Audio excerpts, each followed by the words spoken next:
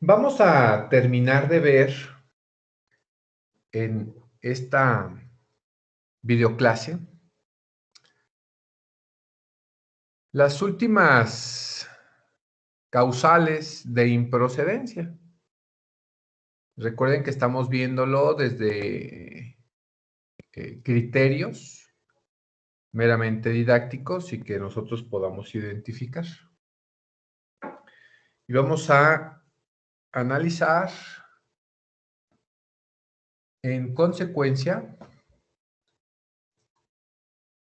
bueno, ¿en qué consiste la cesación de efectos del acto reclamado?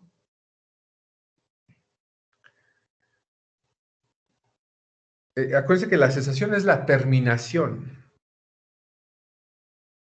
¿En qué consiste? Bueno, esta causal se actualiza cuando el acto reclamado ha quedado insubsistente y han desaparecido del mundo jurídico y material sus efectos. El alto tribunal ha señalado que son requisitos para esta causal de la cesación de los efectos del acto reclamado. Bueno, pues primero, la existencia del acto reclamado, que un acto de autoridad sobrevenga o deje insubsistente en forma permanente el acto reclamado,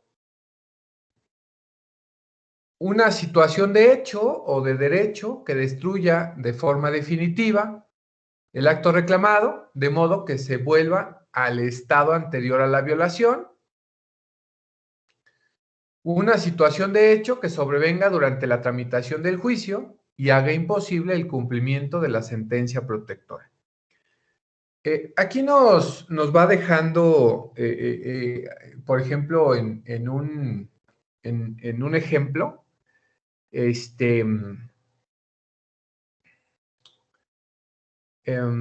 no sé, vámonos a materia laboral, se me ocurre ahorita.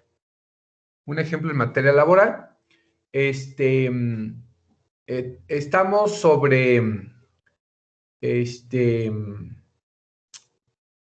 estamos acreditando el despido injustificado, ¿no? Y por alguna cuestión tramitamos un amparo porque no, la autoridad o la junta, todavía hay junta, recuerden, no me refiere o no me certifica la existencia del empleo, entonces pues me amparo, ¿no? Sobre esta situación. Pero entre que se resuelve el amparo, entre que se tramita el amparo en el informe justificado, el patrón dice, ¿sabes qué? Mira, te reinstalo. Entonces, al reinstalar el empleo, porque así le beneficia al patrón, en vez de pagar las indemnizaciones y todo, te reinstala en tu empleo, con las mismas condiciones. Entonces, en el informe justificado se informa que la autoridad informa al Tribunal Superior que se está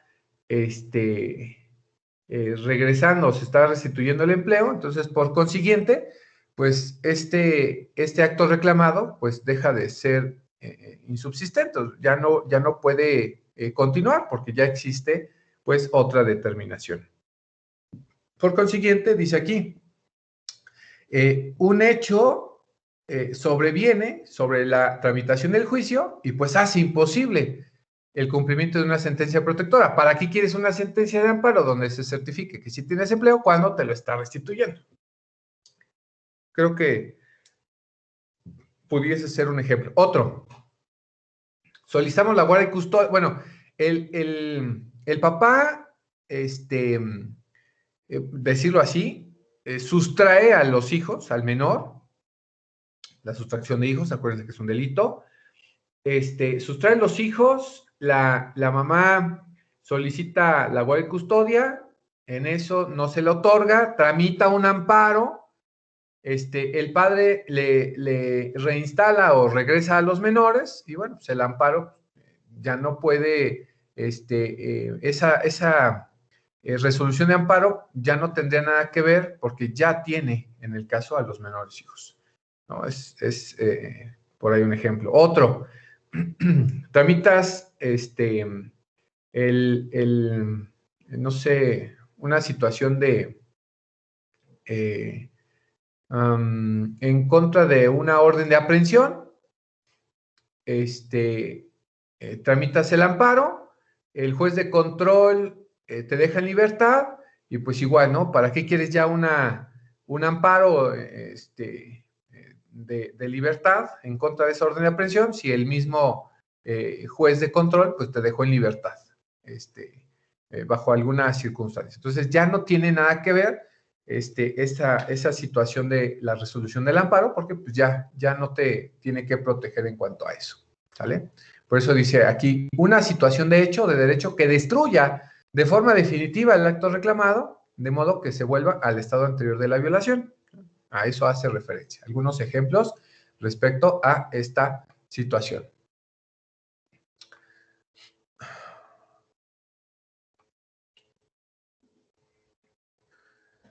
Siguiente criterio. ¿En qué consiste la desaparición del objeto o materia de los efectos de los reclamados? Recuerden que el objetivo esencial que persigue la acción de amparo es destruir los efectos perjudiciales del acto, omisión o normas reclamados, lo cual significa que si desaparece un objeto o la materia sobre la cual recae el acto reclamado, y si el acto se ha consumado de manera irreparable, si subsiste, pero no puede surtir efecto alguno, en este caso se han cesado los efectos de lo reclamado, sin dejar huella en la esfera jurídica de la parte quejosa, debe sobreseerse en el juicio, por no haber objeto sobre lo cual pueda recaer los efectos de la sentencia. Recuerden que esta es la desaparición del objeto o materia de los efectos de lo reclamado. En estos casos debe constatarse definitivamente que ya no es posible modificar la situación de manera favorable a la parte quejosa, sobre todo considerando que la sentencia puede dar lugar a un cumplimiento sustituto. Aquí un ejemplo y que he ocupado bastantes veces, pero es importante hacer mención. Tú solicitas el amparo en contra de la ejecución, el cumplimiento de no sé, el derrumbe de una construcción peligrosa, supuestamente peligrosa, pongámoslo así. Aunque, bueno, recuerden que no podemos hacer ese tipo de calificaciones. Nosotros no somos quien. Esta obra peligrosa, por decirlo así. Al solicitar el amparo, y cuando estamos solicitando el amparo ya se ejecutó, o sea, ya lo derrumbaron, ya se ejecutó el acto. Bueno, pues ya es de imposible volver al estado en que se encontraba. Aquí, bueno, el amparo va a decir, bueno, ¿para qué quieres el amparo? Si, bueno, los efectos que yo tuviese protegido era el no derrumbe, pero ya se llevó a cabo el acto reclamado. Ya creo que en amparo ya no va a ser la línea por la que debes de seguir. Ya tendrá que ser entonces daños y perjuicios por esa ejecución del acto reclamado sin haber valorado ciertos elementos. Esto es en cuanto a esos datos. ¿Sale? No debe confundirse el concepto de actos consumados de manera irreparable con ejecución de cualquier acto, pues por regla general esta es irreparable, dado que pueda ser revertida por efecto de la sentencia de amparo. Sí, claro, el ejemplo que les puse ya no puede ser reparado, pero hay algunas situaciones, por ejemplo, el otorgamiento de la guardia y custodia a un padre. Bueno, pues la ejecución de que se lo hayan entregado a un padre y en amparo haya obtenido esa situación, pues se pueda revertir. Eso sí es claro. También se puede revertir en la situación de, les comentaba yo, como tercero perjudicado, se puede solicitar el amparo porque vinieron a embargarme un vehículo que es de mi propiedad y que no es de propiedad del deudor. Entonces, pero sí se embargó. Entonces, sí puede ser reparable, sí se puede revertir esos efectos y volver al estado en que se encontraba y poderme regresar ese bien. Bueno, por eso es que está el amparo, ¿sale? No, no confundir un acto consumado que es irreparable con cualquier acto que sí se pueda regresar al estado en que se encontraba. No confundamos esa situación. La causal de actos consumados de manera irreparable, que se actualiza cuando se han agotado los efectos del acto reclamado y no es posible reparar la violación sufrida. Se aplica excepcionalmente tratándose de actos personalísimos. Además, debe considerarse la posibilidad del cumplimiento sustituto de la sentencia. Bueno, hace referencia al mismo, a la misma situación o comentario que les he estado comentando. Bueno, pasamos a un siguiente criterio. Sí, Sam, dígame usted.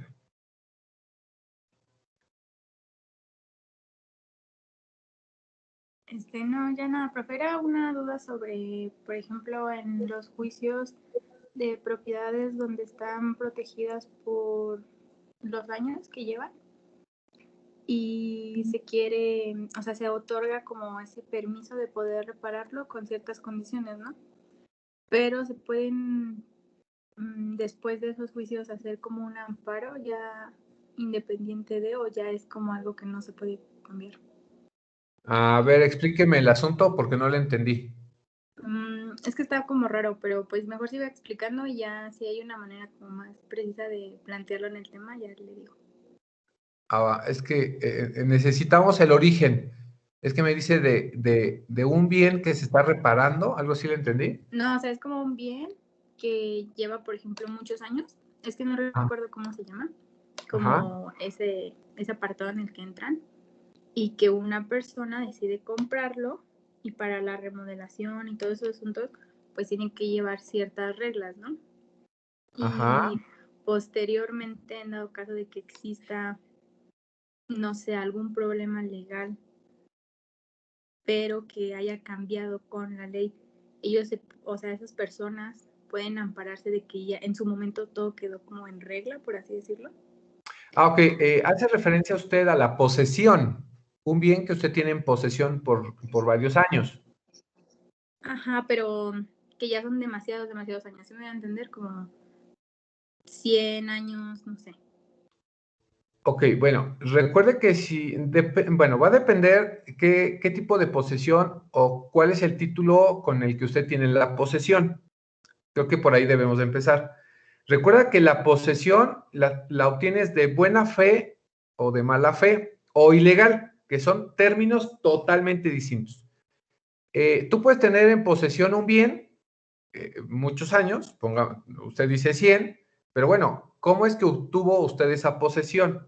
De buena fe, de acuerdo al Código Civil, es que sea título de propietario. De buena fe es que usted tenga un documento que avale que usted es el dueño o el propietario con un contratito de compraventa, donación, herencia, ¿no? De mala fe significa que usted tiene la posesión, pero como un cuasicontrato, que es cuando un padre o un familiar te dice, bueno, cuando yo me muera eso va a ser tuyo, pero no tenemos un documento que lo avale, eso es de mala fe. Y tenemos la posesión ilegal, que es cuando un paracaidista, un arrendatario, un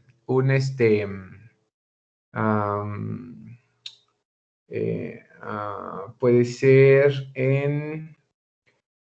a título gratuito, tengas la posesión, pero eso no te hace propietario. Entonces, de ahí de esos términos hay que partir para identificar qué es lo que proviene. Y en el caso de que quieras hacer alguna modificación o hacerte propietario, bueno, pues ya ahí partir qué se puede hacer. No sé si me di a entender. Pues sí, tal vez. Es que ese es como el inicio de, pero en sí como a lo que yo quería llegar, es que si posteriormente a que ya se supone que quede todo como aclarado, en algún otro había como una forma de ampararse de cierta manera para que en futuras ocasiones ya no exista como el problema, ¿no?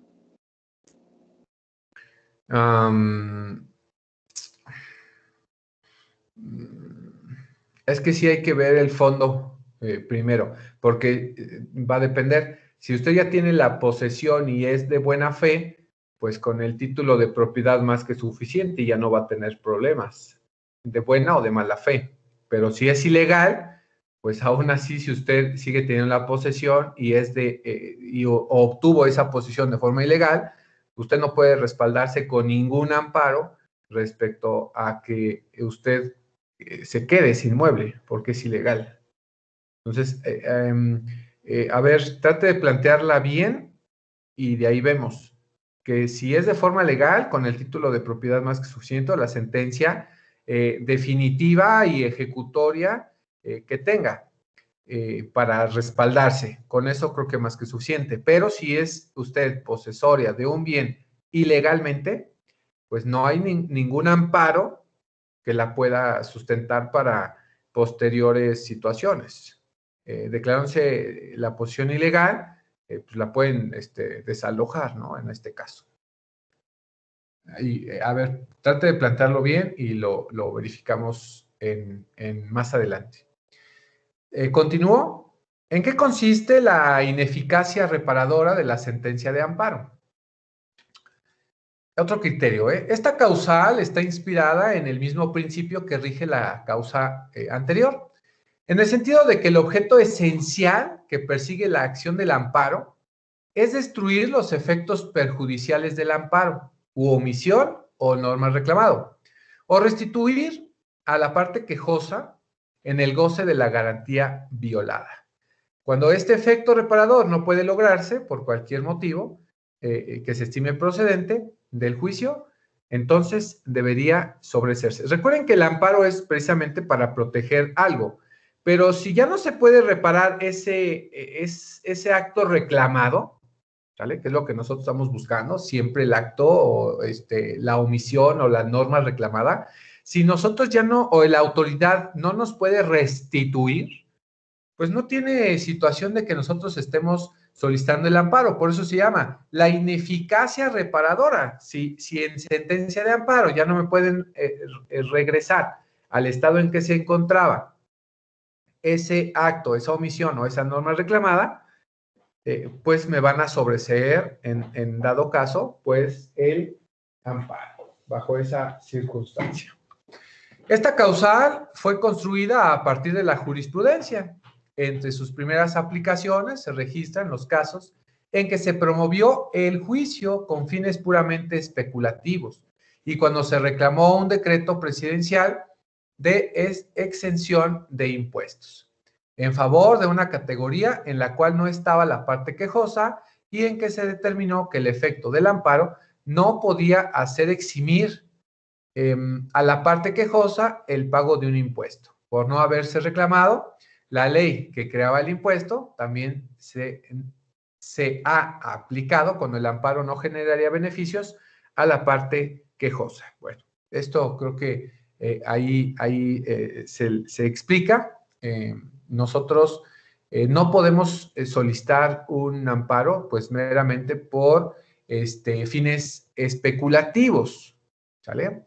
Y ahí se pone un ejemplo, ¿no? En la exención de impuestos, bueno, pues no puede, la autoridad no puede exentar impuestos nada más porque sí, aunque sabemos que la autoridad, pues en algún momento decide exentar de algún pago de impuestos a las grandes compañías por algún motivo, ¿no? Pero ahí está, es un decreto presidencial y que de ahí de ese decreto se han tomado pues ciertas situaciones y se tuvo que generar jurisprudencia para esta situación, porque los presidentes decretan que grandes empresas pues van a ser exentos de impuestos cuando pues nosotros los pequeños contribuyentes pues nos obligan a pagar nuestros impuestos cada periodo, obligatoriamente, ¿vale? También se ha utilizado esta causal para sobreseer en los juicios en que el efecto resolutorio solo podrá alcanzarse dándole efectos generales a la sentencia o cuando existe otro obstáculo análogo. Es admitido o se admitió la posibilidad de que la sentencia pueda producir efectos reparadores, en algunos casos en que se reclaman omisiones por parte de quienes son titulares de intereses legítimos. Aquí, bueno, hablando en el ejemplo del pago de impuestos, bueno, pues el hecho de que la autoridad omita alguna recomendación, bueno, pues no quiere decir que no tienes que pagar impuestos. Recuerda, siempre vienen algunas cartitas, algunos, en la situación de pago de impuestos, no sé si ustedes son muy jóvenes, hay en ocasiones que si nosotros no hacemos la declaración anual, hablando de los impuestos, bueno, pues la autoridad, aunque hace la omisión en ese momento, posteriormente te va a indicar antes de acabar el año que tienes que ir a resolver tu situación fiscal por haber omitido el pago de impuestos. Entonces, bueno, por ahí nos atacan feamente. Pero bueno. Siguiente criterio. ¿Cuáles son los actos derivados de otros actos consentidos? ¿A qué se refiere esta causal o este criterio? Actos derivados de otros actos consentidos. Bueno, nos dice así, tal cual. Son aquellos que no pueden reclamarse en el amparo porque son simplemente una consecuencia de otros actos previos que no fueron oportunamente reclamados y que no se combaten por vicios propios, sino porque su legalidad se hace derivar de los actos que le antecedieron. Recordarán ustedes que hemos comentado que en un propio proceso tengo yo que reclamar sobre actos que emite la autoridad jurisdiccional, en este caso, en este ejemplo, si un acto que emitió el órgano jurisdiccional y viola un derecho propio, pues tengo que reclamarlo en amparo indirecto, ¿sale? Y por allá comentábamos, oye, pero es que si no lo reclamé por alguna situación, ojo, y con lo que voy a decir, pero me afectó en la sentencia definitiva ese acto. Comentamos en clases anteriores que solo si ese acto reclamado, acto que yo no, o ese acto que me perjudicó o viola un derecho, y que perjudicó para la emisión de la sentencia, lo puedo reclamar en amparo directo. Solamente, y comentamos aquella ocasión, solamente si el no haber solicitado el amparo indirecto de ese acto u omisión del órgano jurisdiccional y no lo solicité en amparo indirecto, pero afectó de forma directa a la sentencia, lo puedo reclamar en amparo directo, ¿sale? Solamente si se afectó en la sentencia o afectó la resolución en cuanto al no haber solicitado mi amparo indirecto. Pero si no se identifica que afecte en la resolución el no haber solicitado mi amparo directo, voy a caer en esta causal, que es actos derivados de otros consentidos. Si no está afectando ese acto que yo no reclamé la sentencia, pues me van a sobreseer mi amparo directo en contra de esa sentencia definitiva, reclamando yo el acto que yo no tramité en amparo directo, porque viene el no afectar ese la sentencia, el que yo no hubiese reclamado ese en amparo indirecto, bueno, pues va a caer en esta causal, que tal textual, dice, son aquellos que no pueden reclamarse en amparo porque son simplemente una consecuencia de otros actos previos que no fueron oportunamente reclamados y que no se combaten por vicios propios, sino porque su ilegalidad se hace derivar de los actos que le anteceden. Recuerden tener mucho cuidado. Si tú no reclamaste en amparo indirecto ese acto que a ti te perjudicaba y en sentencia definitiva te perjudica, te van a aceptar tu amparo. Pero si no perjudica la sentencia el que tú no hayas tramitado tu amparo indirecto, no te lo van a admitir y te lo van a sobreseer, ¿sale? Es una causal de improcedencia. Sí, don Robert. No lo entendí, maestro, discúlpeme. No, no se preocupe. Sí está medio difícil porque acuérdense que ya había, o habíamos comentado que si tú, por ejemplo, vamos a poner el ejemplo claro. Estoy tratando de ubicarme primero en el supuesto que menciona. Sí, les voy a poner un ejemplo, don Robert. Más, pero ya un ejemplo práctico. A ver. ¡Ay! Perdón. ¡Ay! Perdón. Salud. Gracias, gracias. A ver, primero, no te admitieron una prueba, don Robert. No te admitieron una prueba testimonial o una prueba pericial. No te la admitieron por, no sé, por cualquier cosa. Hasta una tontería, ¿no? Llegó tarde o el dictamen, el perito no se aplicó correctamente o no te emitió.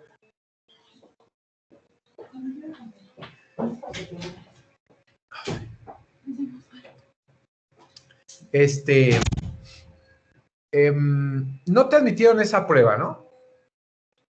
Tú no tramitaste tu amparo directo, perdón, tu amparo indirecto en contra de esa inadmisión de esa cualquier prueba. Vamos bien ahí. Sí. Hasta ahí vamos bien, ¿no? En sentencia definitiva, el que no te hayan aceptado esa prueba afectó la resolución, porque con esa prueba que o ya era la testimonial o la pericial, pues era como que esa prueba reina.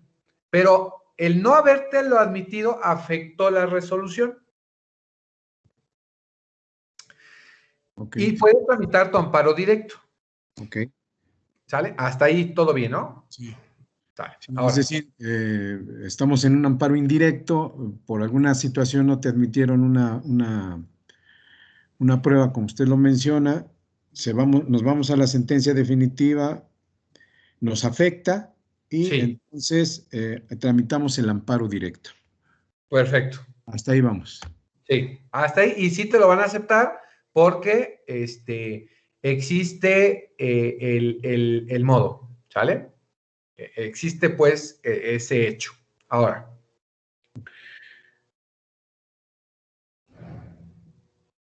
El caso contrario, que es lo que dice aquí, actos derivados de otros consentidos.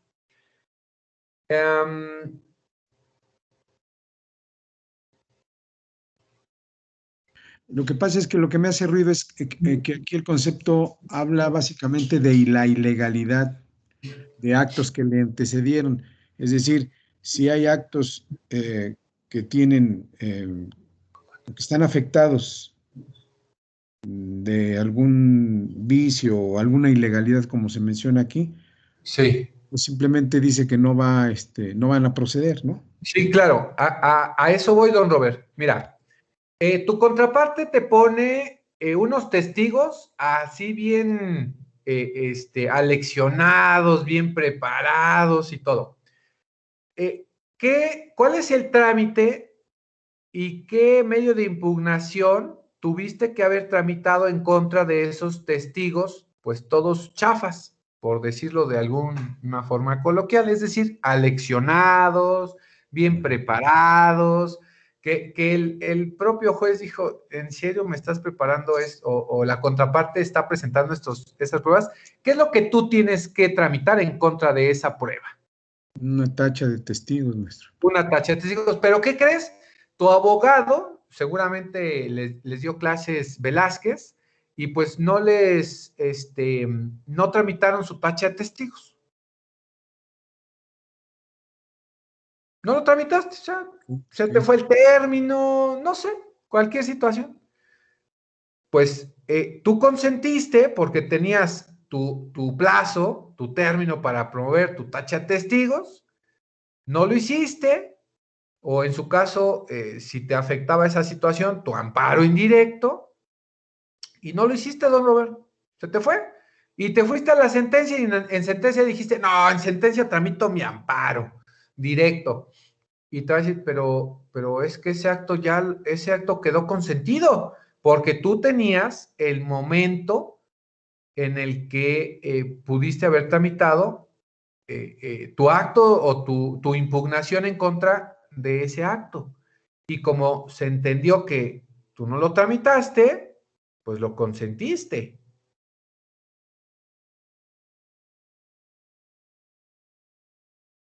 Dada esa circunstancia, Sí. pues ya no te van a aceptar tu amparo porque tuviste que haber tramitado el procedimiento ordinario que correspondía. No sé si así ya quedó un poquito más claro, don Robert. Sí, sí, de alguna forma lo que estoy viendo es que el lenguaje utilizado en estas partes a veces nos complica más el asunto porque pues esto es lo mismo, nada más que si el asunto viene con algún vicio y está Sí. consentido por parte nuestra, pues entonces va a ser improcedente. Así de concreto creo que fue el asunto, ¿no?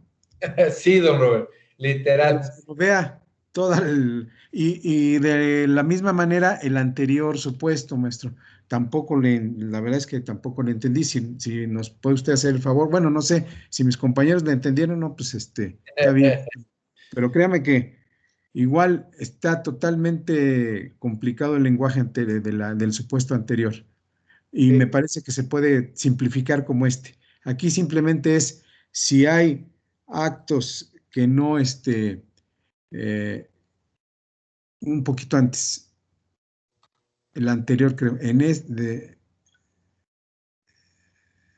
qué consiste la ineficacia reparadora de la sentencia de amparo? Igual, es lo mismo, maestro. El lenguaje es complicado en el aspecto doctrinal, pero a lo mejor si usted nos pone el ejemplo como ahorita, podemos ir saliendo, ¿no? Ah, claro, sí, no se preocupe, don Robert. ¿Qué pasa con esta situación de la ineficacia reparadora? Recuerden que el amparo o la resolución del amparo es para protegerte, para darte, para dejarte tu situación jurídica en el estado antes de afectarte. Sí, así es. Sí. Y dice así, está inspirada en el mismo principio que veíamos hace un momentito. Dice que el objeto esencial que persigue la acción de amparo es destruir esos efectos perjudiciales del acto, omisión o norma reclamada, y en su caso restituir a la parte quejosa en el goce de la garantía violada. Si nosotros les comenté, si yo solicito un amparo en contra de una orden de detención, pero resulta que ya me detuvieron, ¿para qué quiero el amparo en contra del orden de detención si ya estoy detenido? Ya no me van a regresar mi libertad con el amparo que solicité, Sí, sí. porque ya no puede causar, ya no me pueden regresar en libertad porque ya estoy en un proceso, en este caso un proceso penal. Ahora, si yo voy en contra de la determinación, porque recuerden que los amparos son de distintos actos, de distintas omisiones, son distintas normas reclamadas. Yo al principio comenté, voy a solicitar mi amparo indirecto en contra de la orden de aprehensión por lo cual me están buscando y me quieren detener. O sea, no sé por qué, pero me quieren detener. Si el amparo me lo otorgan antes de que me detengan, si vienen y me quieren detener, yo les presento mi amparo y no me podrán detener si está legalmente constituido mi amparo. Correcto. Pero si yo tramito mi amparo, vienen y me detienen y después sale el amparo y les digo, no, es que miren, con este amparo me tienen que dar en libertad, no va a aplicarse. Por eso este dice la ineficacia reparadora de la sentencia de amparo. En contra de ese amparo que yo había solicitado, pues ya no me va a servir porque yo estoy detenido. Ahora, yo puedo solicitar otro amparo distinto porque el acto reclamado va a ser distinto. En este caso ya voy a saber yo exactamente por qué y ahora sí voy a tramitar el amparo de la libertad por algún acto, omisión o norma que derive el que yo esté detenido.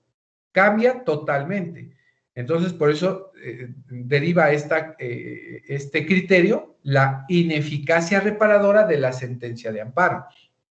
El otro que les ponía, en el ejemplo de la orden o la ejecución del derrumbe de esta obra peligrosa, yo tramito mi amparo. Recuerden que para que nosotros tramitemos el amparo, y es clase de lunes de la próxima semana, ¿en qué momento o por qué es que estoy solicitando el amparo? Recuerden que en el amparo viene la suspensión. Eso es lo que yo busco, la suspensión del acto reclamado. Entonces, recuerden que en sentencia definitiva, yo perdí en el juicio natural, en el juicio ordinario, con el vecino, con otra persona, el juicio, y se ejecuta el derrumbe de la obra peligrosa. Yo tengo que tramitar primero, recuerden, el principio de la definitividad, tramitar mi apelación. La apelación trae con efecto suspensivo o sin efecto suspensivo. Si la apelación viene con efecto suspensivo, indica que no se va a ejecutar la sentencia del ordinario.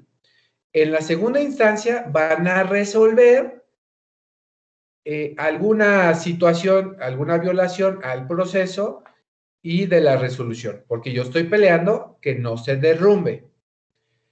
En el caso de que sea una apelación sin efecto suspensivo, indica que sí me van a derrumbar, sí me van a ejecutar. Si es eso, voy rápido por el juicio de amparo, y el juicio de amparo igual trae la suspensión del acto, que es lo que yo estoy reclamando, el que no me derrumben.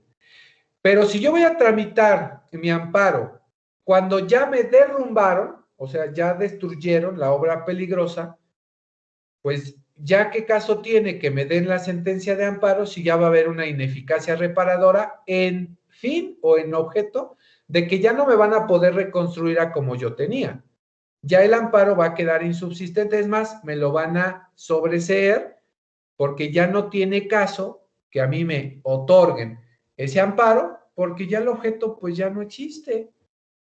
Por eso esta causal venía muy ligadita con la anterior, que era la inexistencia del acto reclamado. Pues si ya no me pueden reparar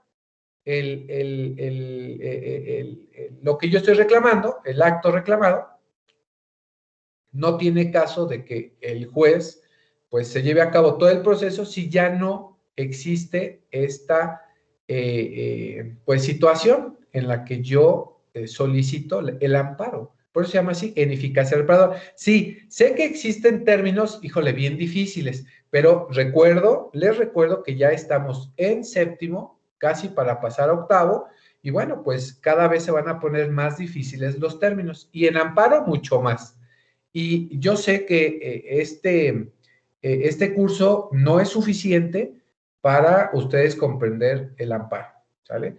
Yo en algún momento les sugiero, pues, su maestría en amparo, porque pues imagínense, los expertise, todavía nos cuesta trabajo entender esta parte, y más cuando se trata de la improcedencia, del sobreseimiento que tenemos que tener como esa situación, porque pues del 100% de los juicios que tramitamos, los abogados pues nos sobreseen por causas de improcedencia, pues como el 60-70%, imagínense. ¿Quedó un poco más claro, don Robert?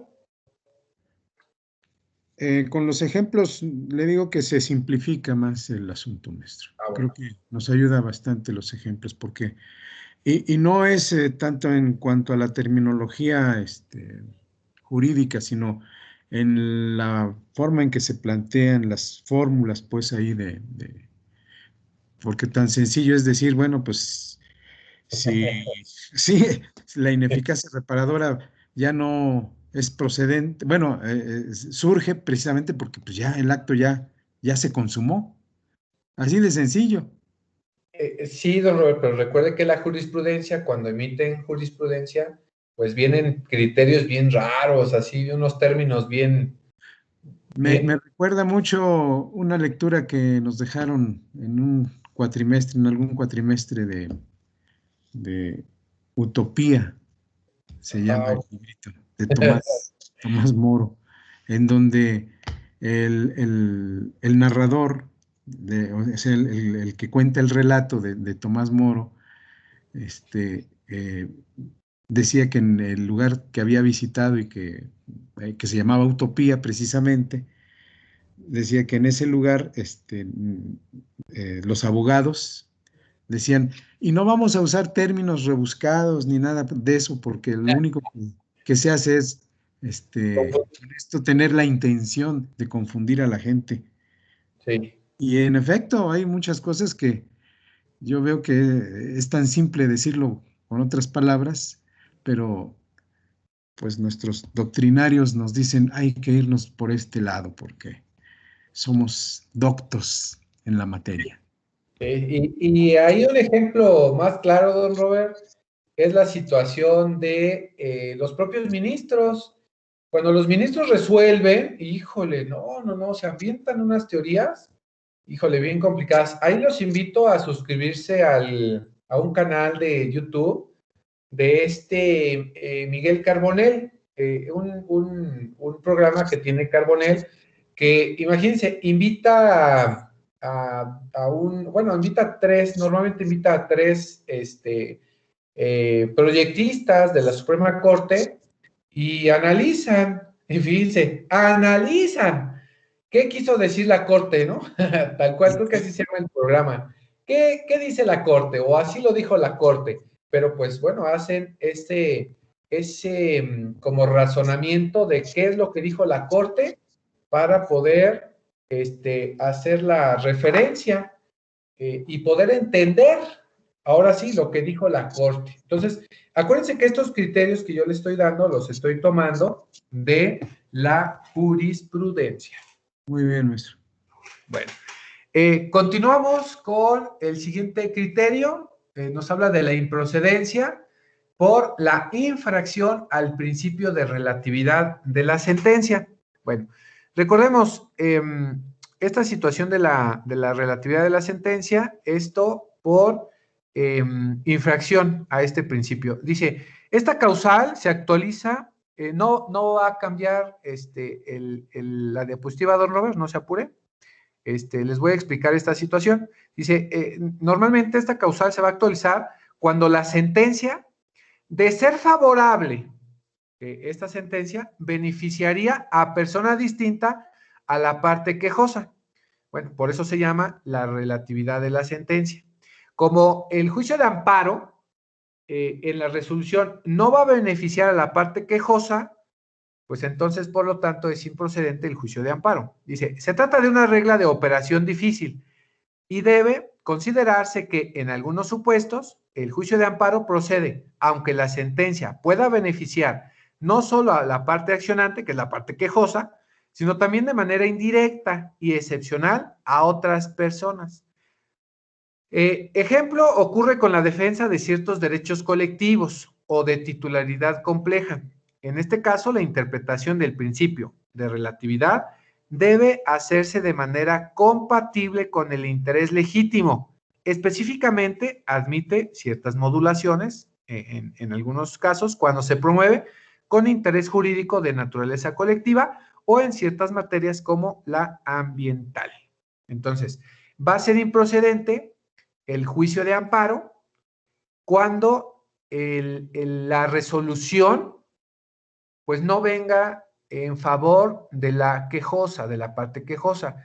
El ejemplo aquí, claro, pues nos habla, no sé, de los juicios colectivos y cuando se tramita un amparo y que no se tramite por todos los, no sé, en materia laboral, cuando estamos hablando ustedes ya analizaron esta parte del derecho colectivo, del derecho laboral colectivo, y que se debe tramitar por un sindicato, pero el amparo beneficia no solamente a ese, sino a otro.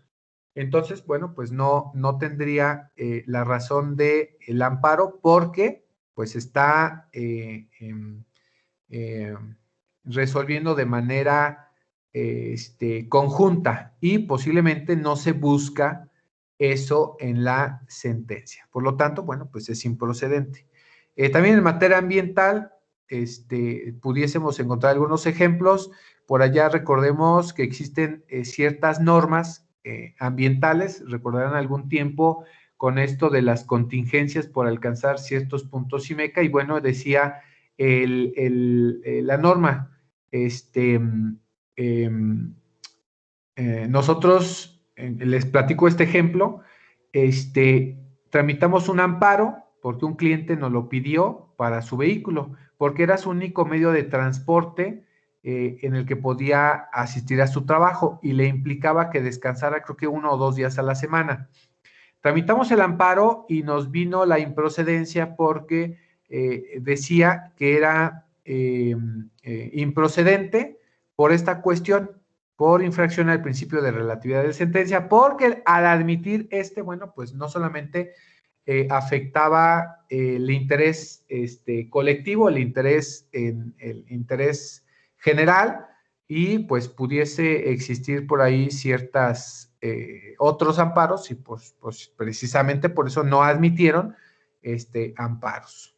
En este caso, pues no se pudiese aplicar el principio de Otero, porque, bueno, pues no iba a ser el único amparo, ¿no?, que pudiesen tramitar, y recuerden, bueno, pues esa situación, pues, pudiese alterar esta determinación o este decreto, este acto de autoridad en contra de el amparo, ¿sale? Esto en cuanto a este principio de relatividad de la sentencia, pero no va a ser procedente nuestro amparito por precisamente infringir la relatividad de la sentencia.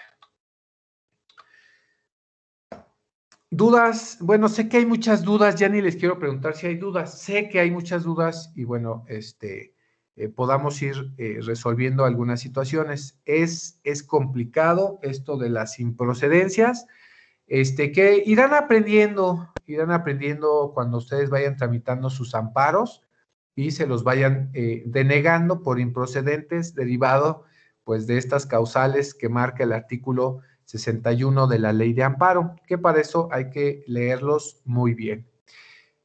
Respecto a eso, bueno, ¿cuándo se estudian? Fíjense, ¿cuándo se estudian estas causales de improcedencia? ¿Cuándo se van a estudiar? ¿Cuándo el órgano que va a emitir el amparo, que va a resolver el amparo, cuándo lo va a estudiar? Bueno, dice la Suprema Corte que estas causales se van a estudiar en diversos momentos. En diversos momentos. Primero, en la recepción de la demanda, aquí se va a estudiar y se pueden desechar por una causal de improcedencia que sea notoria y manifiesta. En ese momento. Durante el curso del juicio, en esta situación, cuando se sobresee fuera de audiencia. Recuerden que podemos nosotros analizar también esta causal de improcedencia en el curso del juicio. Y algo también, y que es bien especial, en la propia sentencia. En la sentencia también se van a analizar causales de improcedencia. Cuando ahora sí el órgano jurisdiccional encargado de emitir resolución, para poder resolver, tiene que volver a analizar si no estamos ante la presencia de una improcedencia del juicio de amparo. También en el recurso de revisión, en el caso de que nosotros solicitemos el recurso de revisión, también van a analizar la improcedencia, o en el recurso de queja interpuesto en contra del auto que admite o desecha una demanda según la naturaleza de la causal. Esto ahí lo vamos a estudiar, o más bien el tribunal, pues básicamente lo va a estar estudiando oficiosamente, ¿sale?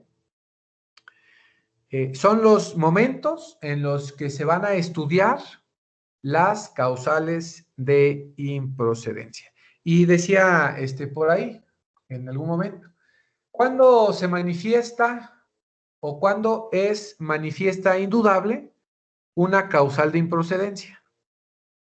En que, cómo el tribunal encargado de resolver este amparo, pues va a encontrar esa causal de improcedencia y dice que es manifiesta indudable. Bueno, cuando es evidente que se actualiza, es decir, no existe duda, y no será posible desvirtuar esta causal de improcedencia en esta situación en el juicio.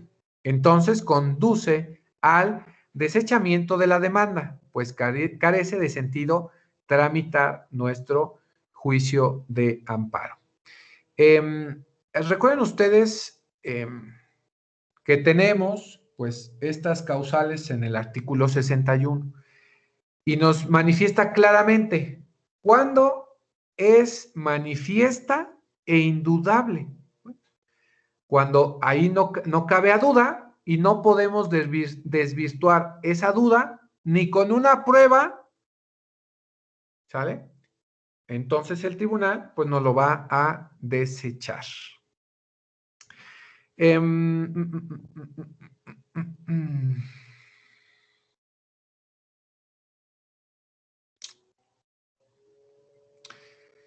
Miren, dice, tratándose del interés, acuérdense que hablábamos del interés jurídico y el interés legítimo. Bueno, la segunda sala, hablando de la Suprema Corte, estableció que la presentación de una demanda puede dar lugar a diversos escenarios. Primero, cuando de la demanda y de sus anexos se aprecie que la situación de la parte quejosa implica un interés simple, recuerden que nosotros no podemos tramitar amparos por un interés simple, no puede ser, pero en el caso de que el tribunal verifique que se está tramitando un amparo con interés simple, en ese supuesto, no se requiere la sustanciación del juicio y la demanda debe desecharse. Por eso es importante nosotros identificar si no estamos comprobando nuestro interés jurídico y nuestro interés legítimo. No podemos tramitar un amparo por simple interés simple. También cuando en la demanda y sus anexos no se aprecie de manera clara y sin lugar a duda cuál es la situación del promovente, por lo cual deberá tramitarse el juicio para que se aporten mayores elementos y se elabore consideraciones interpretativas, en su caso, pues más complejas. Si nosotros no estamos, o el tribunal no identifica claramente cuál es la situación o en qué te está afectando lo que estás reclamando, te van a sustanciar el proceso, o sea, te lo van a admitir, pero con la intención de que se aporten más elementos, es más, hasta te pueden prevenir para que aportes más elementos y de ahí verificar si existe tu interés jurídico y entonces, o legítimo, y entonces sí podría ser procedente el amparo. Recuerda, comenté que las causales de improcedencia pueden estudiarse en momentos distintos, desde la recepción,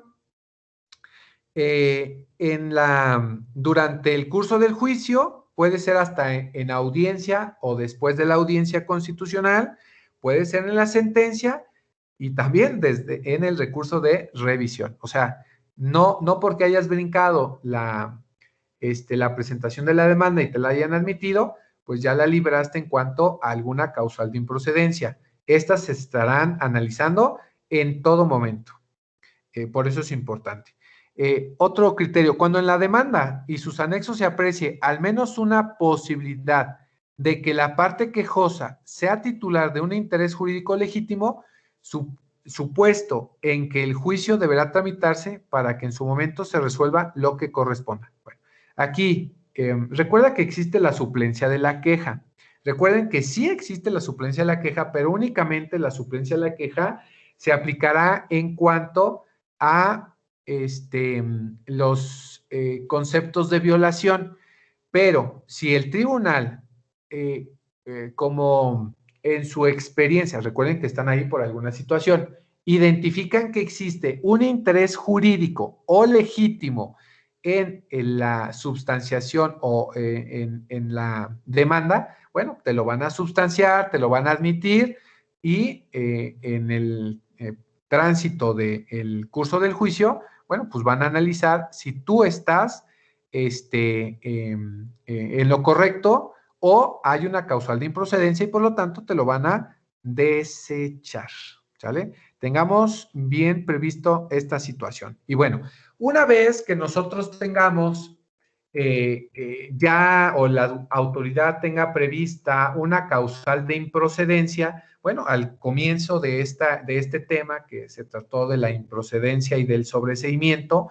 bueno, recuerden que si existe una causal de improcedencia, pues entonces ahora pues viene el sobreseimiento, que también hicimos algunos comentarios de lo que era. Y bueno, este sobreseimiento básicamente vamos a identificarlo como la decisión según la cual existe un obstáculo que impide resolver el fondo del asunto planteado y por lo tanto se va a dar por concluido. En esto, las partes están obligadas a informar al tribunal, ¿sale?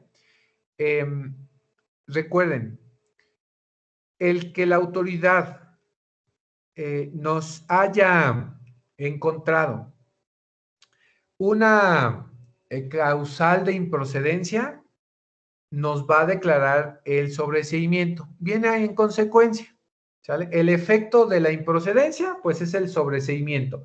¿Y a qué se refiere el sobreseimiento? Pues que no te van a resolver porque existe pues un obstáculo y por lo tanto se va a dar por concluido tu trámite.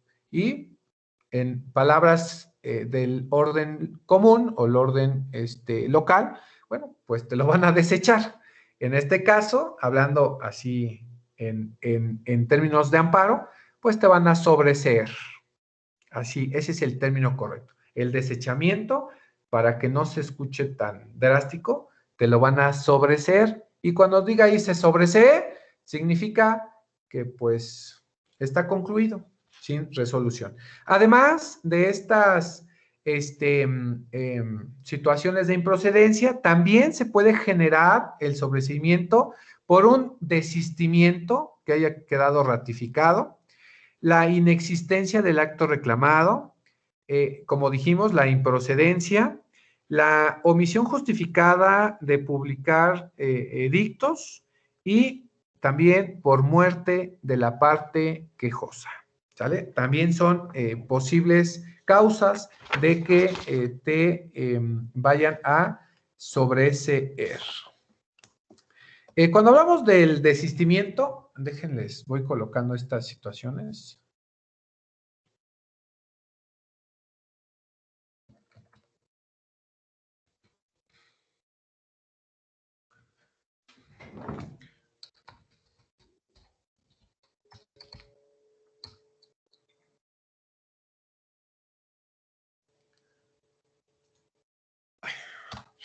Cuando hablamos del desistimiento, recuerden que este desistimiento que produce el sobreseimiento es el que se formula respecto de un juicio, no así en un recurso que tiene solo por consecuencia que quede firme o intocado el auto recurrido. Bueno, recuerden que el desistimiento es que la parte quejosa que haya solicitado el amparo, pues se vaya a desistir de este amparo, ¿sale?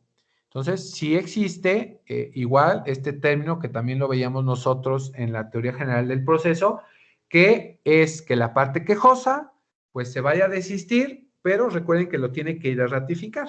Se puede desistir por un oficio, un documento, pero le van a solicitar que lo tenga que ratificar dentro del término otorgado para esa ratificación, para pues, que le vaya a informar al tribunal que ya no quiere que se tramite el amparo. Entonces, también existe esta situación. También, para que opere el sobreseimiento por desistimiento del juicio, deben reunirse los siguientes requisitos. Primero, que quien lo formule sea la propia parte quejosa, en el caso de que sea persona física, o quien la represente cuente con facultades para desistirse. Esto, recuerden, cuando es una persona jurídico colectivo, una persona moral, recuerden que estos representantes legales, apoderados legales y demás, tienen un poder notarial.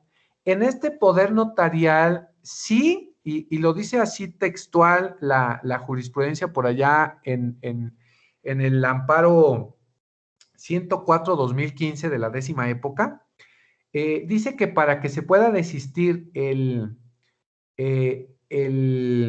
apoderado legal o el representante legal que tenga facultades en un poder notarial, debe de estar explícito textual que se puede desistir de demandas, amparos, promoverlas, imponerse de autos, todo. Recuerden que este amparo, quien lo redacta es el notario, pero recuerda, si tú eres el abogado, para cuando vayas a verificar y que no sé, no, todavía les falta que lleguen a derecho notarial, tienen que verificar que este dato esté ahí, ¿sale?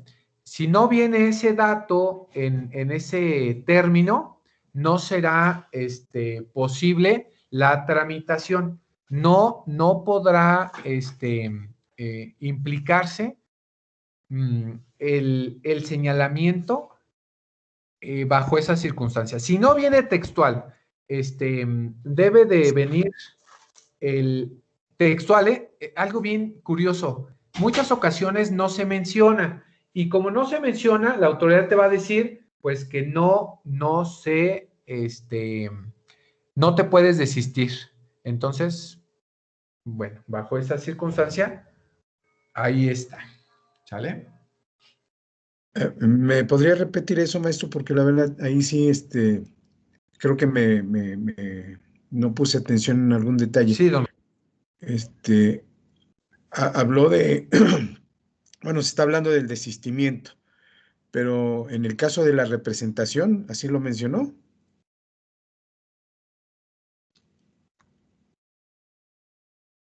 Hola.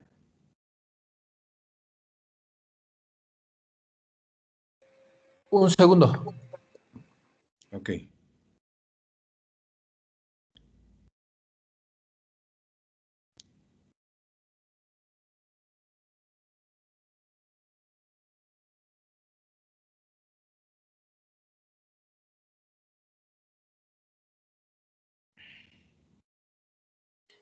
Perdón. Sí, miren, dice la jurisprudencia en un juicio de amparo 104-2015, donde explicó que para poderse desistir esta persona representante legal o apoderada legal, Sí. deba de tener textualmente este carácter de situación. Miren, voy a buscar mi poder que tengo por aquí a la mano. Ahorita les voy a leer mi podercito.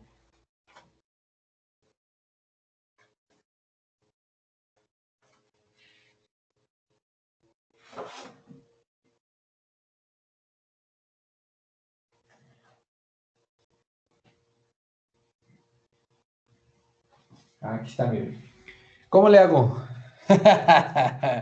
¿Cómo le hago, don Robert? Para que lo vean. Espérame, voy.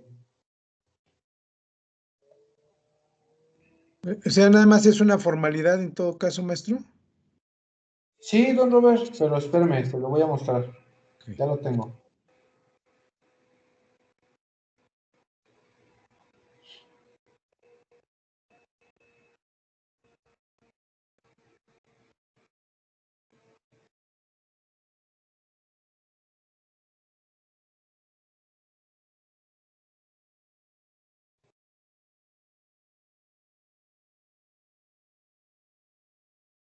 A ver, ahí díganme si ya ven este papelito que tengo.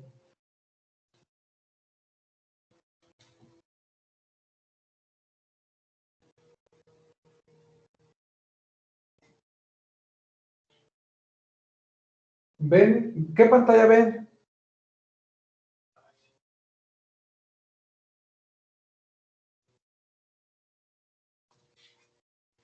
¿Qué ven? Miren, este es un poder. Si pueden ver aquí, bueno, es un carácter, aquí me otorgan un poder general. Aquí dice, para pleitos y cobranzas y para actos de administrador general y en materia laboral. Me lo otorgan a mí. ¿Vale? Y por acá dice, miren, dice, para recibir pagos, intentar toda clase de recursos, juicios y procedimientos, ya sean civiles, mercantiles, penales, administrativos, laborales e incluso el amparo, y desistirse de uno y otros. Aquí está. Cuando ustedes, es lo que tiene que decir, y aquí, a mi parecer, le falta, ¿sale? Aquí debe de tener todavía más, ¿vale? Bajo más situación. Pero aquí está. Si lo ven, aquí está, miren. Desistirse. Aquí está. Desistirse. Si no viene esta palabra, ¿sale? Es una formalidad muy precisa, ¿no? Sí, sí, muy presente. ¿Y qué creen? Que alguna vez me tocó, que me fui a notificar a una persona y tenía un poder, pues con esa te notificamos y tómala. La autoridad decía que como no decía que podía admitir notificaciones, pues no se pudo notificar con su poder.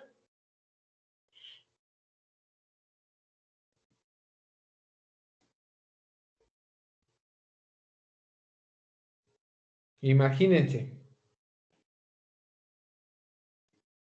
Imagínense. Miren, ese poder lo tenía por 3 años. ¿Cuándo fue esto?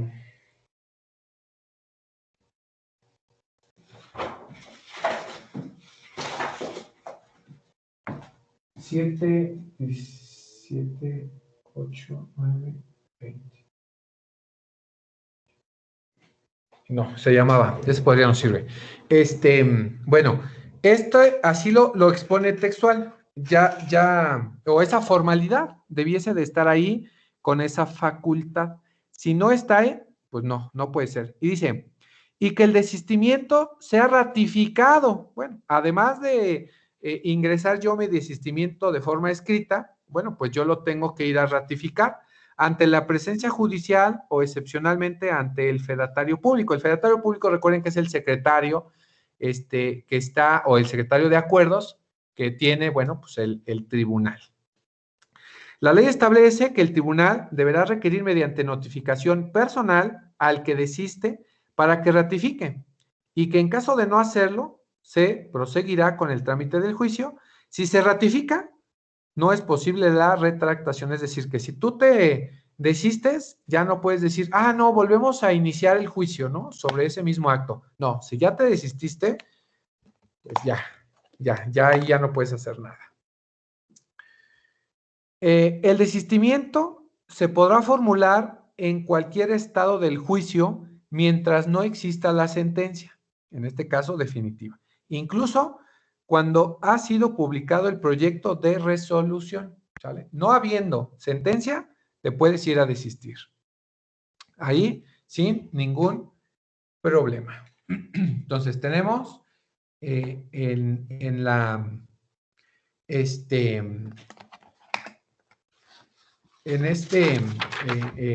sobreseimiento que pueda ser el sobreseimiento por el desistimiento.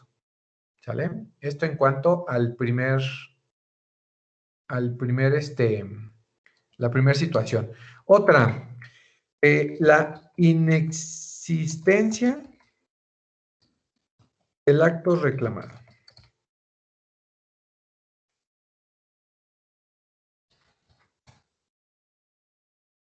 ¿A qué se refiere con la inexistencia? Bueno, el sobreseimiento por inexistencia del acto reclamado, en este caso, opera cuando se reclaman actos positivos y la autoridad niega la existencia del acto reclamado y la parte quejosa no desvirtúa esa negativa, o cuando está plenamente demostrado que el acto no existe. De manera frecuente deriva de la falta de pericia o de cuidado de la parte del abogado, quien no aportó al tribunal los elementos para convencerlo sobre la existencia del acto reclamado. Entonces, nosotros recuerden que tenemos que comprobar, tenemos que probar que existe el acto reclamado y que por consecuencia nosotros estamos solicitando el amparo.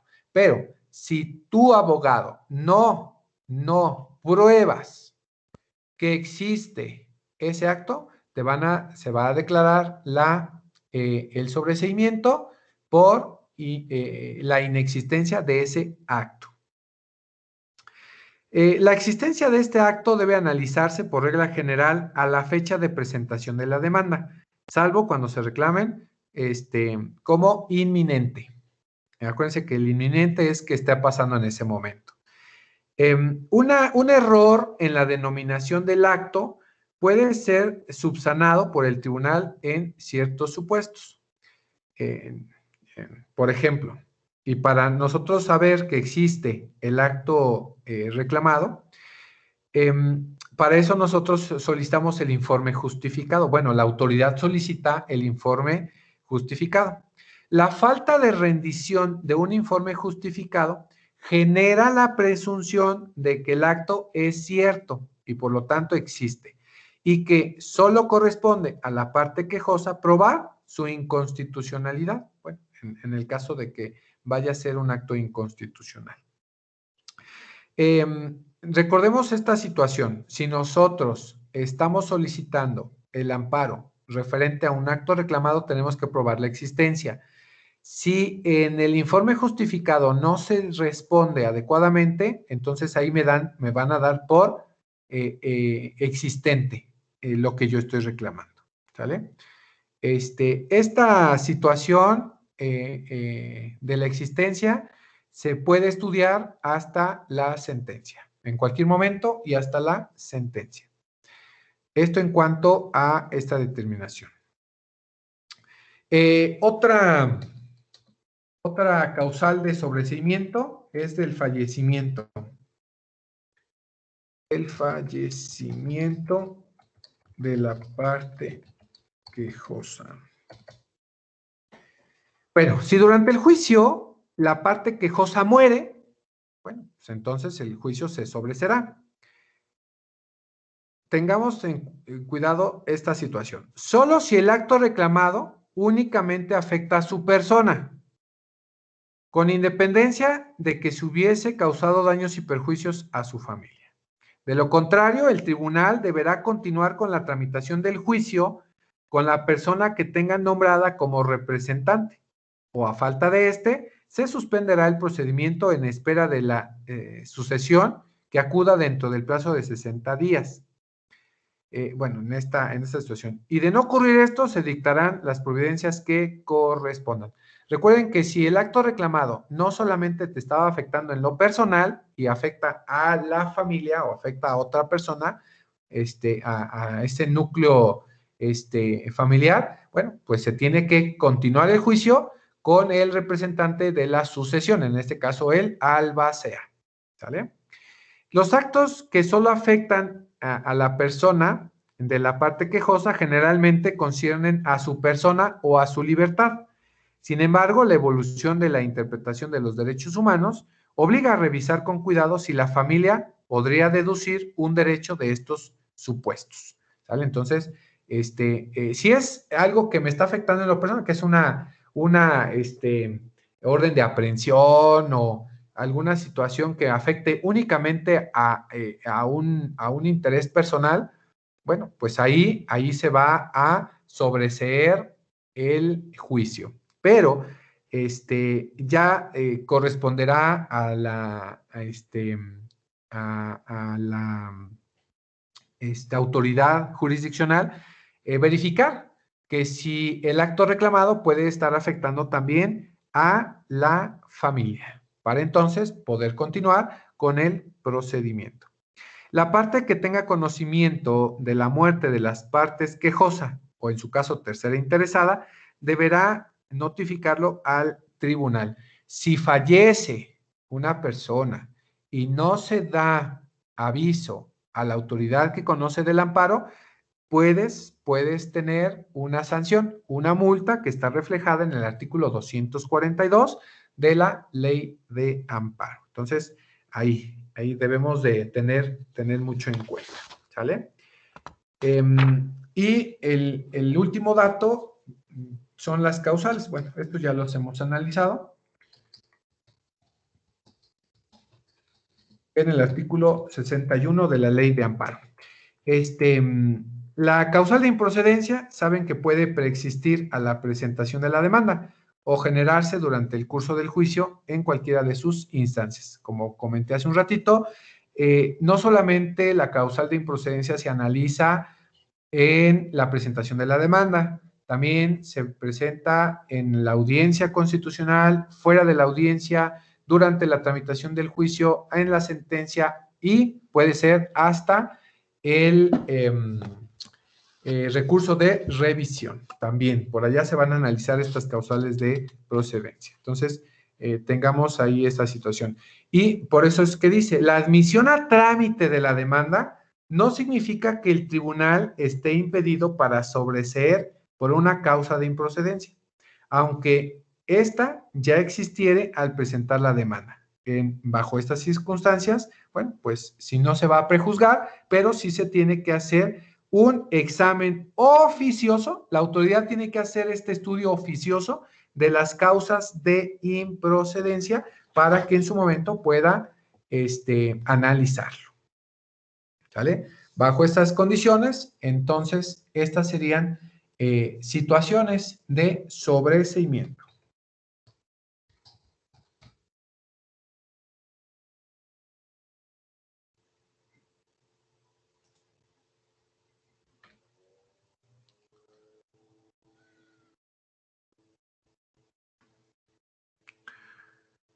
Y por último, ¿cuáles son los efectos del sobreseimiento? Bueno, creo que eso ya es por demás comentarlo.